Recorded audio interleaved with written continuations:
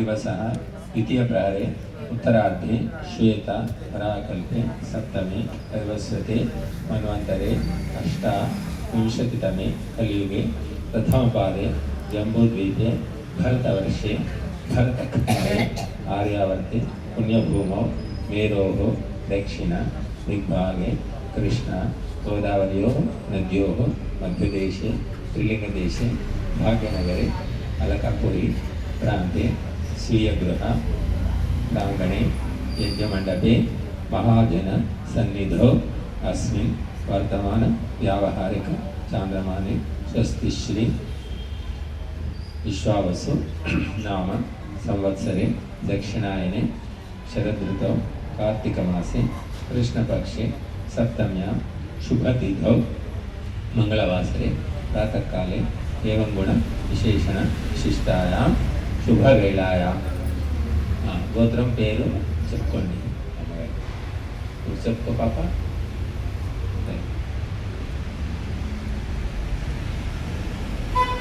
కలిసి చెప్తాం धर्मार्थ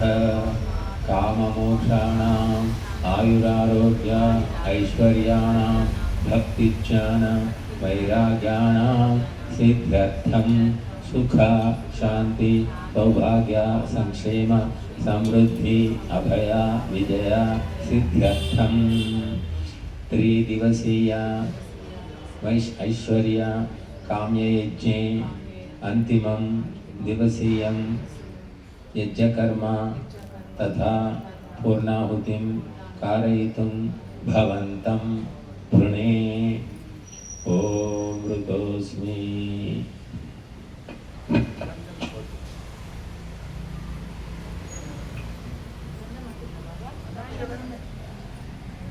ॐ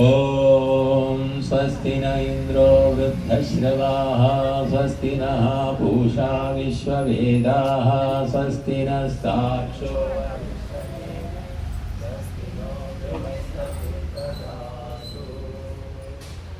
ॐ भद्रं कर्णेभिः शृणुयाम देवाः भद्रं पश्येमाक्षभिर्यजत्राः स्थिरैरङ्गैस्तुष्टुवांसस्तनूभिर्यशेमहि देवहितं यदायुः।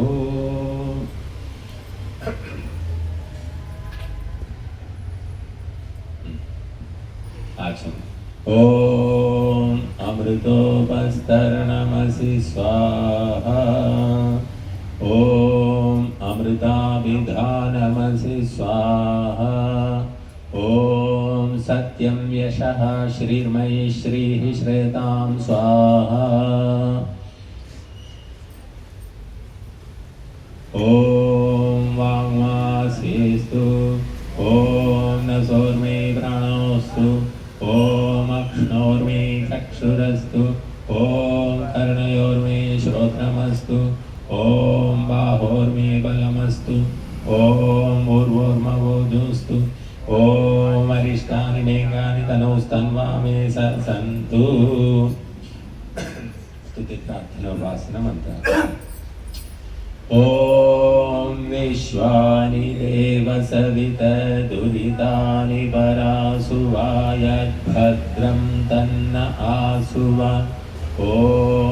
हिरण्यगर्भसमवर्तदाग्रे भूतस्य जाता पतिरेकासि तदाधार पृथिवीं यामुदे मां तस्मै देवाय हविषा विधेम ॐ यात्मदा बलदा यस्य विश्व उवासते प्रशिशं यस्य देवाः यस्य छायामृतं यस्य मृत्युः कस्मै देवाय हविषा विधेम ॐ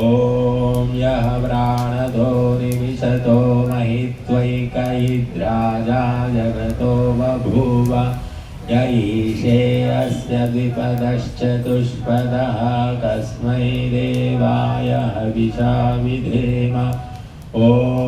येन द्यौरुग्रा पृथिवी च दृढा येन स्वहस्तभितं येन नाकः यो अन्तरिक्षे रजसो विमानः कस्मै देवाय हविषा विधेम ॐ प्रजापतेन त्वदेतान्यन्यो विश्वा जातानि परिता बभूव यत्कामास्ते जुहुमस्तन्नो अस्तु वयं स्याम पतयो रयीणाम् ॐ स नो बन्धुर्जनिता सविधाता धामानि वेदभुवनानि विश्वा यत्र देवामृतमानशानास्तृतीये धामन्नध्यैरयन्त ॐ अग्नेनय सुपधाराये अस्मा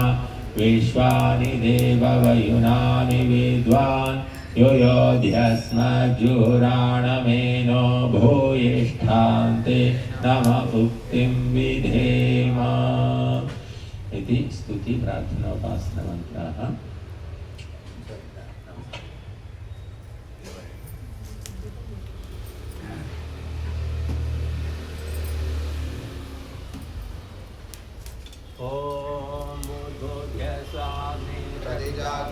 परिजागृहीतमिष्टाभूत्रे संसृजेतामयं च अस्मिन् सदस्ते अभ्युत्तरस्मिन् विश्वे देवाय जमानस्य सीदत ॐ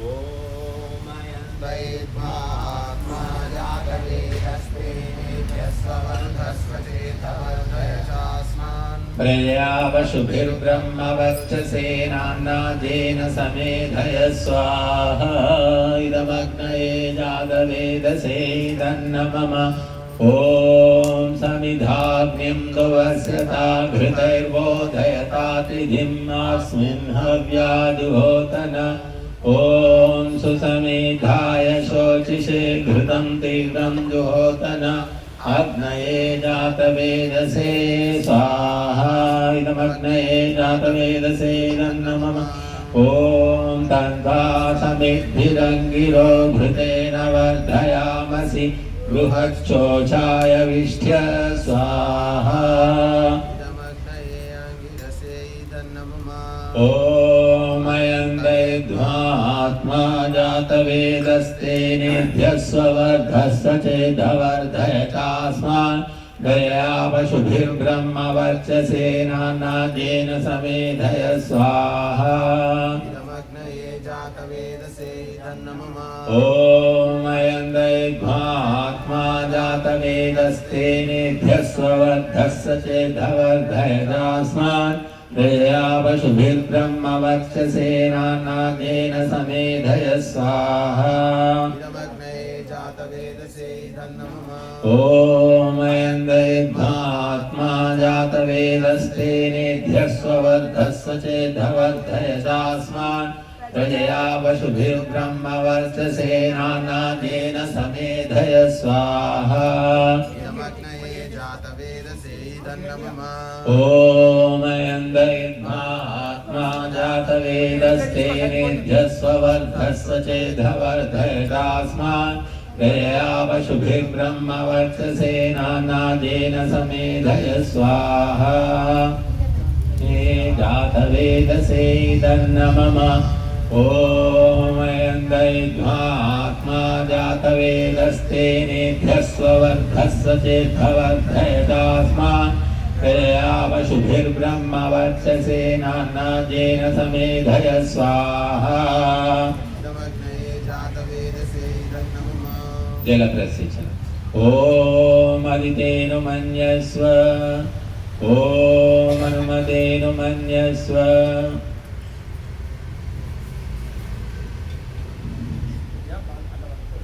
ॐ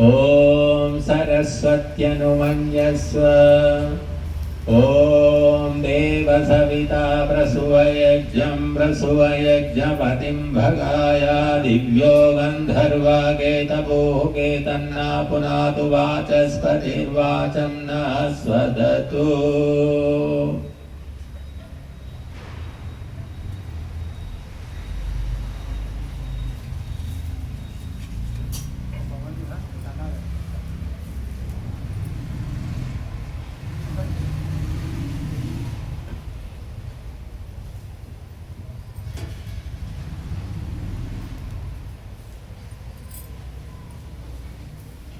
ॐ अग्नये स्वाहा इदमग्नय इदन्न मम ॐ सोमाय स्वाहा इदं सोमाय इदन्न मम ॐ प्रजापतये स्वाहा इदं प्रजापतये इदन्न मम ॐ इन्द्राय स्वाहा इदम् इन्द्राय इदन्न मम ॐ भूरग्नये स्वाहा इदमग्नये इदन्न मम ॐ भुवर्वायवे स्वाहा इदं वायवे इदन्न मम ॐ स्वरादित्याय स्वाहा इदमादित्याय इदन्न मम ॐ भूर्भुवस्वरग्निवायुवादित्येभ्यः स्वाहा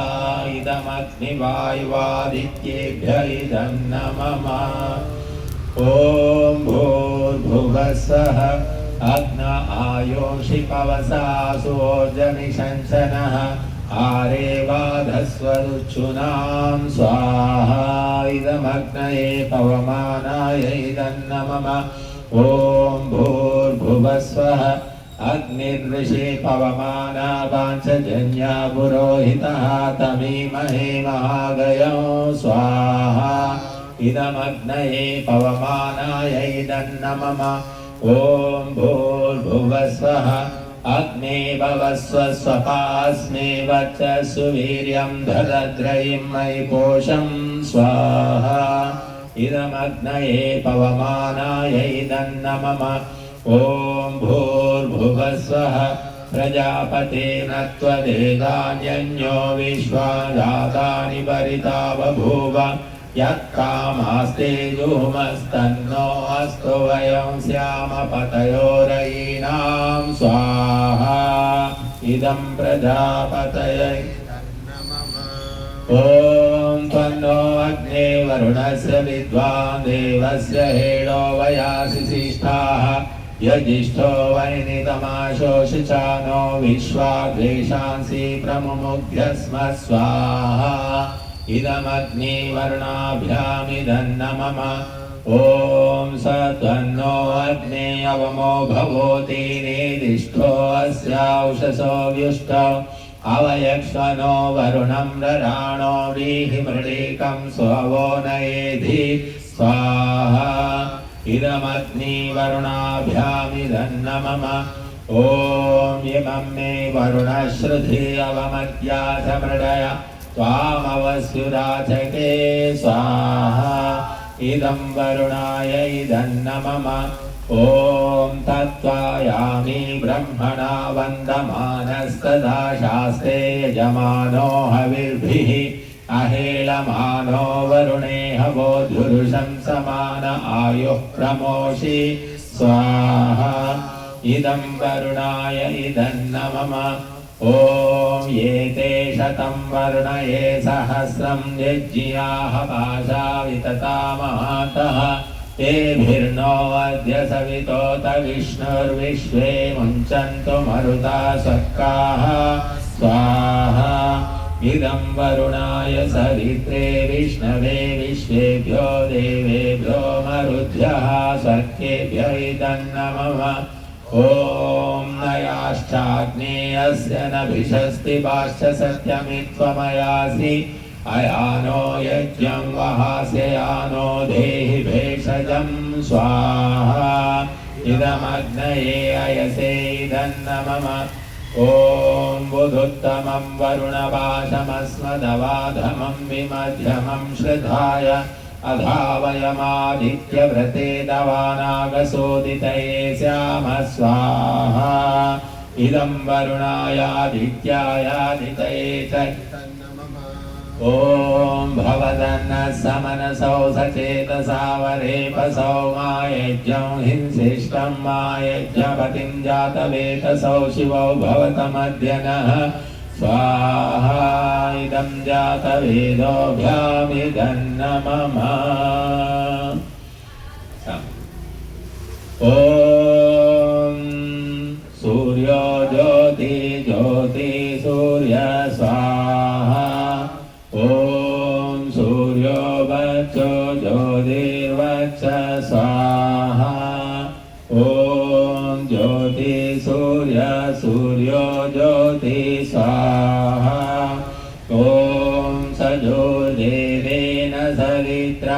सजोरुषसेन्द्रवत्याजुषाण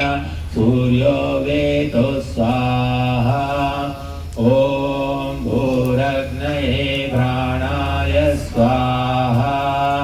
इदमग्नये प्राणाय ॐ भुवर्वायवे अपानाय स्वाहा इदं वायवे अपानाय इदन्नमम ॐ स्वरादित्याय व्यानाय स्वाहा इदमादित्याय व्यानाय इदन्नमम ॐ भूर्भुवस्वरग्निवायुवादित्येभ्यः प्राणापानव्यानेभ्यः स्वाहा इदमग्निवायुवादित्येभ्यः प्राणापानव्यानेभ्यः इदन्नमम ॐ आपो ज्योतिरसोऽमृतं ब्रह्म भूर्भुवस्वरों स्वाहा ॐ यां मेधां देवगणाः विदरशोभासते तया मामद्य मेधयाग्ने मेधाविनं कुरु ॐ विश्वानि देव सवितर्दुरितानि परासुवायद्भद्रं तन्न आसुव स्वाहा ॐ अग्नेनय सुपधाराये अस्मान् विश्वानि देव वयुनानि विद्वान् युयोध्यस्मज्जुराणमेनो भूयिष्ठान्ते नम उक्तिं विधेम स्वाहा ॐ स्तुतामया वरदा वेदमाता प्रचोदयन्तां भावमानी द्विजानाम् आयो प्राणं प्रजां पशुं कीर्तिं द्रविणं ब्रह्मवच्चसं मह्यं दत्त्वा व्रजत ब्रह्मलोकं स्वाहा इदं गायत्र्यै दन्नमम సాయంకాల ఆవుతులు కేవలం నెయ్యి వేయండి మొదలటి పక్కన ప్రతి పక్కన కొత్త మధ్య ఓం అగ్నయే స్వాహా ఇదమగ్నయ ఇదన్నమమ ॐ सोमाय स्वाहा इदं सोमाय इदन्नमम ॐ प्रजापतये स्वाहा इदं प्रजापतये इदन्नमम ॐ इन्द्राय स्वाहा इदमिन्द्राय ॐ अग्निर्ज्योतिर्ज्योतिरग्नि स्वाहा ॐ अग्निर्वक्षो ज्योतिर्वक्ष स्वाहा ॐ स्वाहा ॐ सजोर्देवेन सवित्रा सजोरात्रेन्द्रवत्याजुषाणो अग्निर्वेतो स्वाहा ॐ भूरग्नये प्राणाय स्वाहा इदमग्नये प्राणाय इदन्नमम ॐ भुवर्वायवे अपानाय स्वाहा इदं वायवे अपानाय इदन्नमम ॐ स्वरादित्याय व्यानाय स्वाहा इदमादित्याय व्यानाय इदन्नमम ॐ भूर्भुवस्वरग्निवायुवादित्येभ्यः प्राणापानव्यानेभ्यः स्वाहा इदमग्निवायुवादित्येभ्यः प्राणापानव्यानेभ्यः इदन्नमम ॐ आपो ज्योतिरसोऽमृतं ब्रह्म भूर्भुवस्वरों स्वाहा ॐ यां मेधां देवगणाः पितरश्चोपासते तया मामद्य मेधयाग्ने मेधाविनं कुरु स्वाहा ॐ विश्वानि देव सवितर्दुरितानि परासुव यद्भद्रं तन्नासुव ॐ अग्नेनय सुपधाराये अस्मान् विश्वानि देव वयुनानि विद्वान् युयोध्यस्मज्जुराणमेनो भूयिष्ठान्ते नम उक्तिं विधेम स्वाहा ॐ भूर्भुवस्सः तत्सवितुर्वरेण्यं भर्गो देवस्य धीमहि धियो यो न प्रचोदयात् स्वाहा ॐ भू तत्सवितुर्वरेण्यं भर्गो देवस्य धीमहि धियो यो न प्रचोदयात् स्वाहा ॐ भूर्भुवः स्वः तत्सवितुर्वरेण्यं भर्गो देवस्य धीमहि धियो यो न प्रचोदयात् स्वाहा इदं सवित्रे ॐ अग्ने व्रतपते व्रतं चरिष्यामि तत्ते ब्रवीमि दक्षकेयं तेन रुद्ध्यासमिदमहमनृता सत्यमुपैमि स्वाहा इदमग्नय इदन्न मम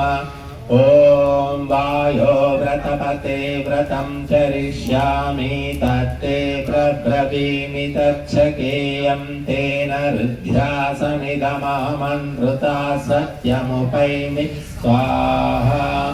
इदं वायव इदन्न मम ॐ सूर्याव्रतपते व्रतं चरिष्यामि तत्ते ब्रवीमि दक्षकेयं तेन रुद्ध्यासमिदमहमनृता सत्यमुपैमि स्वाहा इदं सूर्याय इदन्न मम ॐ चन्द्राव्रतपते व्रतं चरिष्यामि तत्ते ब्रवीमि तक्षकेयं तेन रुद्ध्यासमिदमहमनृता सत्यमुपैमि स्वाहा इदं चन्द्राय इदन्न मम ॐ व्रतानां व्रतपते व्रतं चरिष्यामि तत्ते ब्रवीमि तक्षकेयं तेन रुद्ध्यासमिदमहमनृता सत्यमुपैमि स्वाहा इदमिन्द्राय व्रतपतय इदन्न मम स्वस्ति वाचन मंत्र ॐ अग्निमीळे पुरोहितं यज्ञस्य देवमृत्युजं होतारं रत्नधातमं स्वाहा ॐ सनापिते वसूनवे अग्निसूपायनो भवास च स्वानः स्वस्तये स्वाहा ॐ स्वस्ति नो मिमीदामश्विना भगा स्वस्ति देव्यदितिरनर्वणः स्वस्ति पूषा सुरो दधातु नः स्वस्ति द्यावा पृथिवी सुचेतुना स्वाहा